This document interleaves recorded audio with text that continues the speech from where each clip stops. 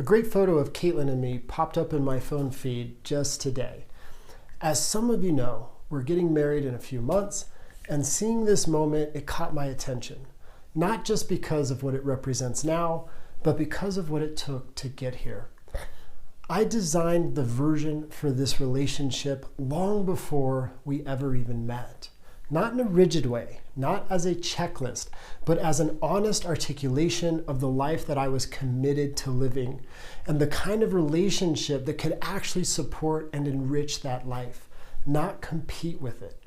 And that experience has only deepened what decades of working with people from every background has shown me over the years, both personally and professionally. Relationship is the foundation for fulfillment in life.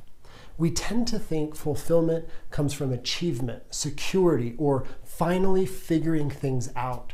But when you really look at your own life, a different pattern emerges. When things are going well, the common denominator is usually this: the most important relationships in your life feel aligned, connected, and workable. And when fulfillment feels out of reach, it often only takes one relationship in turmoil to overshadow everything else. Money can be good, career can be working, health and vitality can be there. But if a marriage, a business partnership, a family relationship, or a core friendship is in pain, fulfillment becomes inaccessible. Most of us have lived that. If you're new here, or you want a broader context for this work, I recommend checking out the first episode of The Connection Fix and Overview, either in video or you can check it out in written form. Relationships are central to The Connection Fix. The ability to create healthy, fulfilling relationships doesn't come from luck, chemistry, or simply trying harder.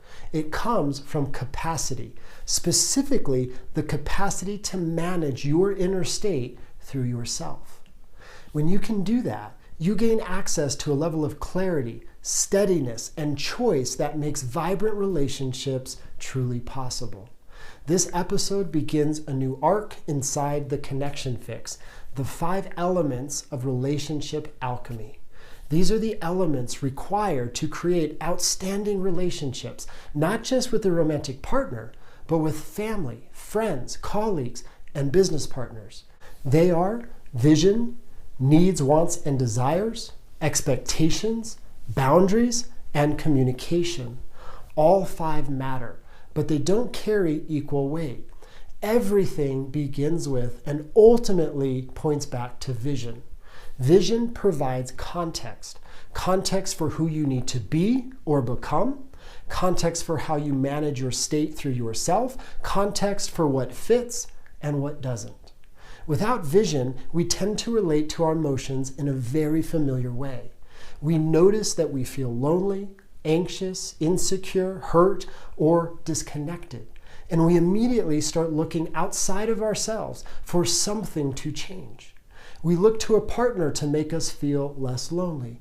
We look to a relationship to calm our anxiety. We look to another person to resolve our insecurity. And when that doesn't work, we often turn to the usual coping strategies: distracting, scrolling, numbing, substances, anything to manage how we feel. The problem isn't the emotion. The problem is the lack of context. Emotions are not here to tell us what to do or to inform us about what's happening externally. They're here to inform us about where we are. When we don't have a clear vision, emotions end up running the show, and we try to manage them by managing the world around us. But when we do have vision, the question shifts. Instead of, what does this person need to do differently so that I feel better? It becomes, how do I need to manage myself differently so I can align with the relationship I'm committed to creating? That shift alone can truly change everything. So here's the part most people don't expect. You don't actually discover the quality of your relationship with yourself in isolation. You discover it in relationship, because relationships apply pressure, and pressure reveals capacity. You can feel regulated, insightful, and grounded on your own, and then find yourself completely destabilized inside intimacy, conflict, or repair. That doesn't mean that you're failing. It means your nervous system is being asked to operate at a higher level. With the people we love most, our patterns surface automatically. Our untrained emotional habits come online. Our coping strategies get exposed. Not because we want them to, but because they're conditioned. This is why the connection crisis shows up so clearly in our closest bonds. When we don't know how to regulate ourselves, we take things personally. We become defensive or withdrawn. Repair feels threatening. Conflict turns into something to survive instead of something to work through. Over time, connection erodes, not from lack of love, but from lack of skill. When I ask people who have been married, partnered, or best friends for 15 or 20 years how they chose each other, the answer is almost always the same. They didn't choose at all. They were just there. They met in college. They worked together. They lived next door. They were friends, so they decided to start a business. And my personal favorite, they kept asking me. I wasn't even interested until I just finally agreed to go out with them, and now we're married. Most relationships are formed based on presence and proximity, not intention. And then something subtle happens. We begin to conform ourselves to the relationship instead of designing the relationship to support the life that we actually want. Years later, people look up and they ask, how did I get here? Why does this feel so hard? Why are we such different people now? The answer is usually simple and painful. The relationship was never intentionally created on the front end. And without vision, love is enough becomes the strategy, and it isn't. Love without alignment doesn't magically resolve differences in values, principles, pace, ambition, or direction. When relationships truly thrive, something different has happened. The individual first gets clear on what they want for their own life. Then they ask, what kind of relationship would complement that life? What qualities matter? What experiences do we want to have together? What do we want around money, family, career, growth, and contribution?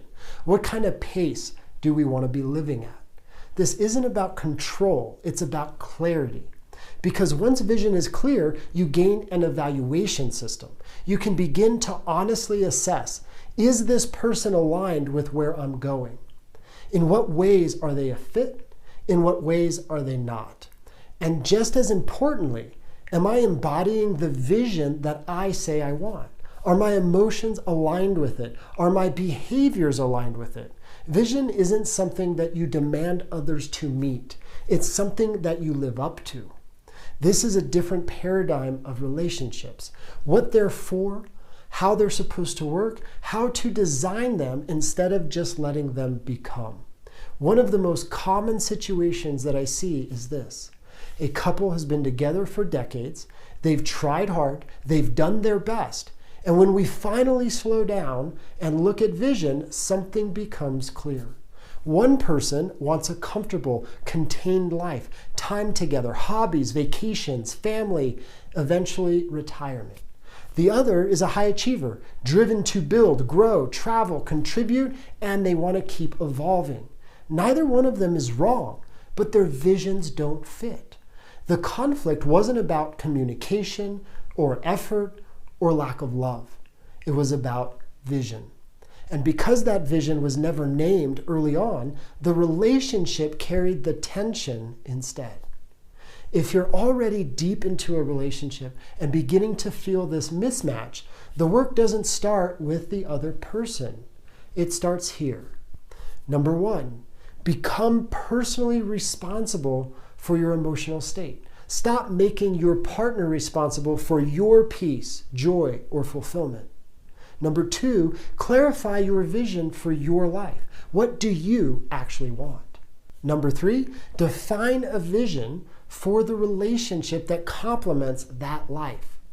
And number four, assess honestly in what ways does your current relationship align with that vision and in what ways does it not.